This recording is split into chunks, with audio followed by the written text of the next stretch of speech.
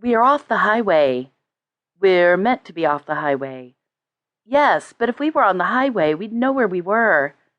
Yes, we'd be where we weren't meant to be. Another long silence as the white sedan rolled on.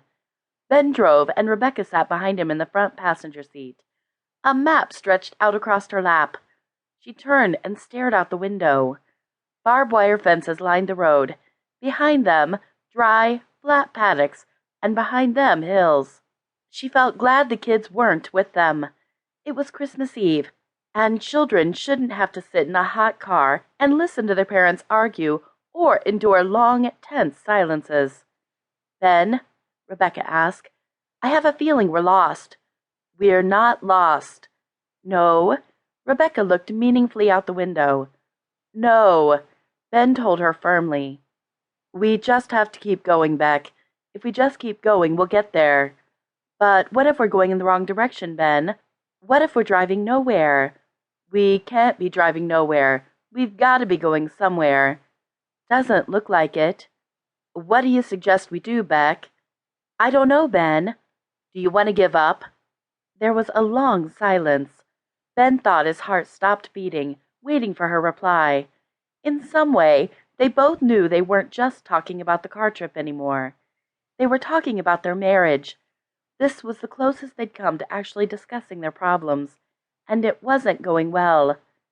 "I don't know, Ben," Rebecca said at last. "I just don't know." Ben drove on in silence and stared fixedly at the road ahead, while Rebecca discreetly wiped a tear from her cheek. "Do you, Ben?" she asked very quietly. "Do you want to give up?" Ben's pride and his heart battled against each other. He felt a great, passionate speech in his chest, yearning to come out. He wanted to tell her how much he loved her, how beautiful and wonderful she was.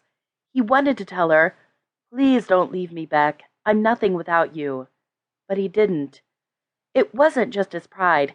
In fact, in an unsettling way, Ben knew that his pride wasn't the real reason he couldn't talk to his wife and tell her how he felt. The real reason was fear. He was afraid of how she might react. If they talked, she might say what she really thought, and what she really wanted, to get rid of him. He was afraid that she would reject him.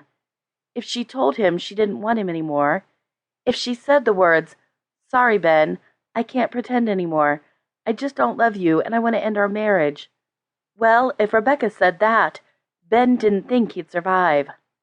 For a few minutes they drove on down the open road through the dry, flat landscape, and Rebecca's question hung in the air. "Do you want to give up?" Ben knew the answer. Absolutely not. No, never.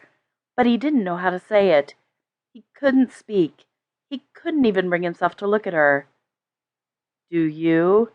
he asked at last, and cursed himself. What a stupid, childish thing for him to say. She'd think he was mocking her or being purposely provocative. "Do you?" Rebecca asked. Ben sighed. "We're talking in circles." "Well, at least we're talking." Ironically, they fell into another long silence. An hour passed. The landscape grew flatter, drier, and this unsettled Rebecca in ways she didn't understand. She felt as though she was looking at their marriage. It was dry and in desperate need of rain, starving for nourishment. "It's dying," Rebecca thought, "just like our love. The grass, the flowers, all drying up, just like Ben's affection for her." They drove on, and now, Rebecca thought, there are as few trees in the landscape as there are words between myself and my husband.